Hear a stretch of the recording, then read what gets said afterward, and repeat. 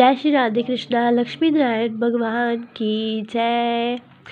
प्रिय भक्तजनों, आप सभी को वरथुनी एकादशी की हार्दिक शुभकामनाएं। वरथुनी एकादशी को विशाख कृष्ण एकादशी एवं वरथुनी ग्यारस भी कहा जाता है। यह पुण्यदायिनी सौभाग्य प्रदायिनी एकादशी विशाखबदी एकादशी को आती है। यह व्रत सुख सौभाग्य का प्रतीक है।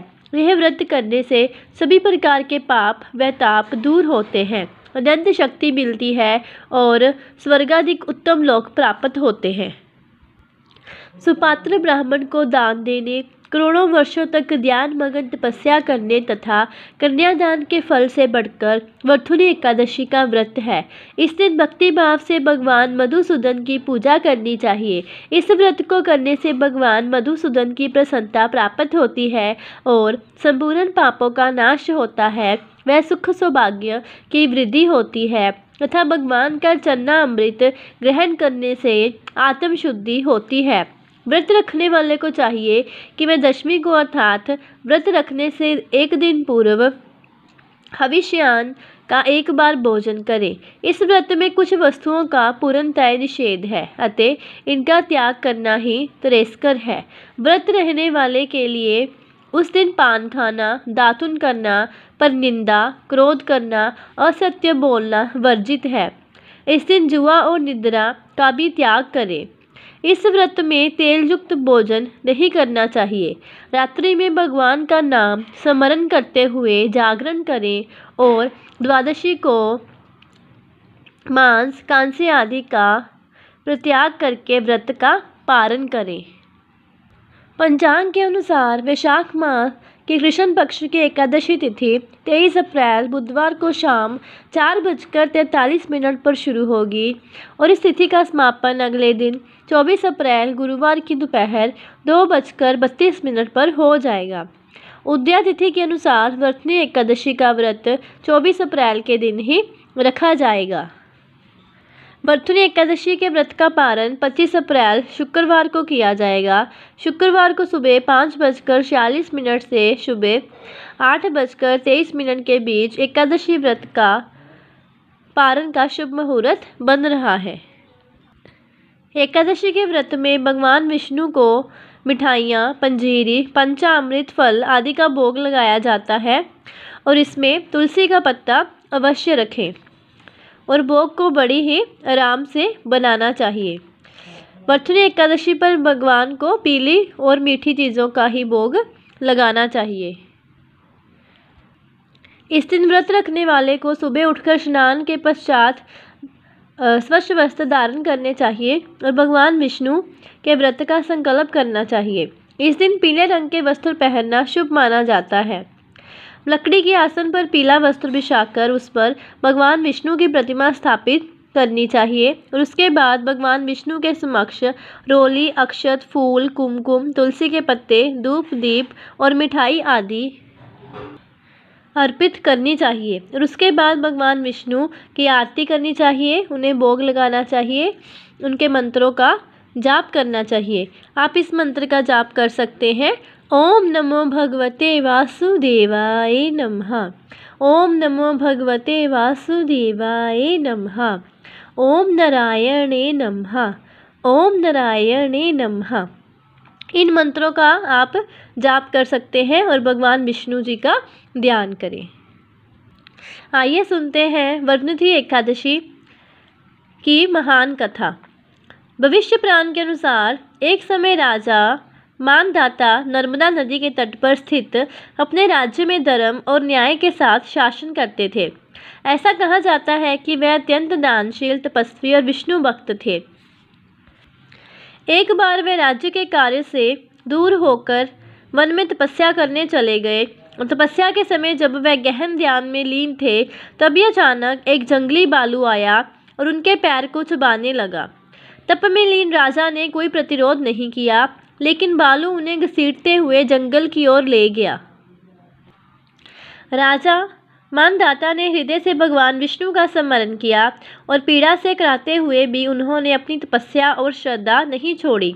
उनकी प्रार्थना सुनकर भगवान विष्णु प्रकट हुए और उन्होंने भालू का वध कर दिया।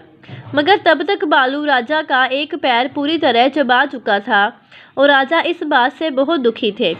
भगवान विष्णु ने उन्हें सांत्वना दी और कहा कि वे मथुरा जाकर वरुथनी एकादशी का व्रत रखें और उनके 12 अवतारों की पूजा करें। इस व्रत के प्रभाव से उनका शरीर दोबारा संपूर्ण हो जाएगा और उन्हें स्वर्ग की प्राप्ति भी होगी। राजा मानदत्ता ने भगवान विष्णु की आज्ञा का पालन किया। फिर व्रत और पूजन के प्रभाव से उन्हें नया शरीर प्राप्त हुआ और वह स्वर्ग लोक में निवास करने लगे। तभी से वरुथनी एकादशी का व्रत करना भक्तों के लिए एक विशेष परंपरा। इस तरह वरुथनी एकादशी की कथा को सुनने से ही पापों का नाश होता है। इस दिन व्रत रखकर भगवान विष्णु की पूजा करने से मनुष्य को हजारों यज्ञों के बराबर पुण्य प्राप्त होता है और साथ ही ये व्रत विशेष रूप से पापों का नाश, भय से मुक्ति और दुखों से छुटकारा दिलाता है। इस दिन भक्त को भगवान विष्णु के मंत्रों का जाप करना चाहिए और दिन भर भगवान का ध्यान करते हुए विष्णु पुराण का पाठ भी करना चाहिए।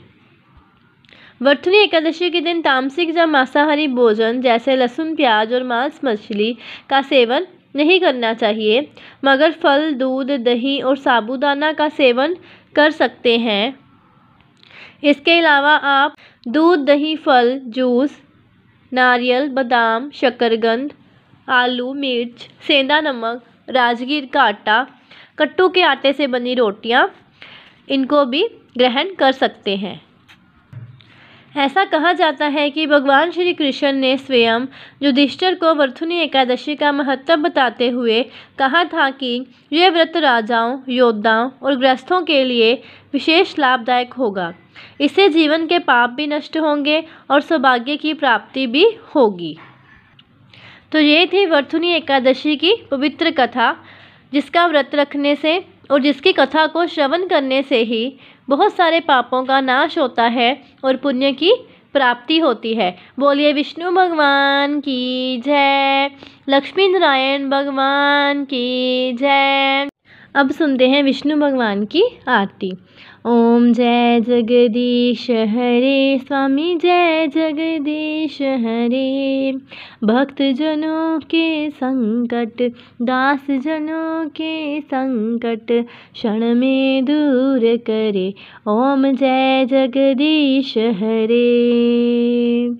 मात पिता तुम मेरे, शरण गहूँ मैं किसकी। स्वामी शरण गहूँ मैं किसकी। तुम बिन और न दूजा, प्रभु बिन और न दूजा। आश करूं जिसकी, ओम जय जगदीश हरे। जो ध्यावे फल पावे, दुख विन से मन का। स्वामी दुख विन से मन का। सुख संपत्ति घरे आवे, कष्ट मिटे तन का। ओम जय जगदीश हरे। स्वामी जय जगदीश हरे। तुम पूर्ण परमात्मा, तुम अंतर्यामी। स्वामी तुम अंतर्यामी। पार ब्रह्म परमेश्वर, तुम सबके स्वामी। ओम जय जगदीश हरे। स्वामी जय जगदीश हरे। तुम करुणा के सागर, तुम पालन करता। स्वामी तुम पालन करता। मैं सेवक तुम स्वामी, कृपा करो बरता। ओम जय जगदीश हरे। स्वामी जय जगदीश हरे। तुम हो एक गोचर, सबके प्राणपति। स्वामी सबके प्राणपति। किस विधि मिलूं दया में, तुमको मैं कुमति। ओम जय जगदीश हरे। स्वामी जय जगदीश हरे। दीन बंधु दुख हरता तुम रक्षक मेरे, स्वामी तुम रक्षक मेरे।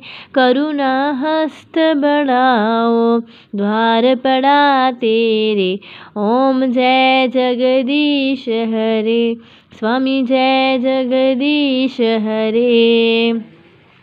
विषय विकार मिटाओ पाप हरो देवा, स्वामी पाप हरो देवा।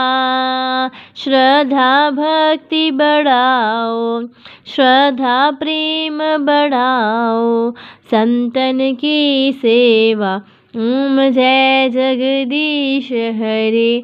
स्वामी जय जगदीश हरे। भक्त जनों के संकट, दास जनों के संकट, क्षण में दूर करे, ओम जय जगदीश हरे।